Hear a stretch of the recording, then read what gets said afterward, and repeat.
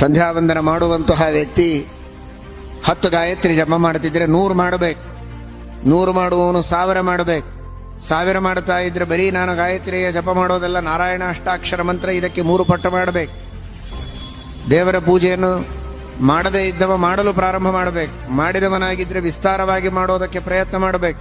ಅರ್ಥಾನುಸಂಧಾನ ಪೂರ್ವಕವಾಗಿ ಮಾಡಬೇಕು. ಹೆಚ್ಚಿನ ಸ್ತೋತ್ರ ಮಂತ್ರಗಳ ಪಾರಾಯಣ ಮಾಡಬೇಕು. ಶಾಸ್ತ್ರಗಳ ಶ್ರವಣ ಮಾಡಬೇಕು. ತೃಪ್ತಿಯೇ ಇರಬಾರದು.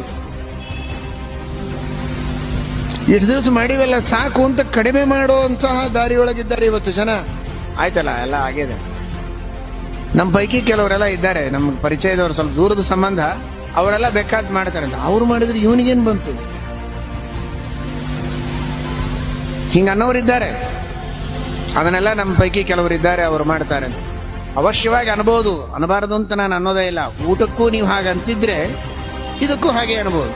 ನಮ್ಮವರೆಲ್ಲ ಊಟ ಮಾಡ್ತಾರೆ, ನಮಗೇನು ಟೈಮ್ ಇರೋದಿಲ್ಲ ಅಂತ ನೀವು ಅನ್ನೋದಾದರೆ ಸಾಧನದ ಬಗ್ಗೆಯೂ ಹಾಗೆ ಹೇಳ್ಬೋದು. ಊಟಕ್ಕೆ ಮಾತ್ರ ಅದು ನಡೆಯುವುದಿಲ್ಲ. ಅಕ್ಕಪಕ್ಕದವರು ಮಾಡಿದ್ರು, ಹೆಂಡತಿ ಮಕ್ಕಳು ಮಾಡಿದ್ರು, ತಾನು ಮಾಡಲೇಬೇಕು. ಸಾಧನೆ ಮಾತ್ರ ಇನ್ನೊಬ್ಬರು ಮಾಡಿದ್ದು ತನಗೆ ಹೇಗಾಗತ್ತೆ?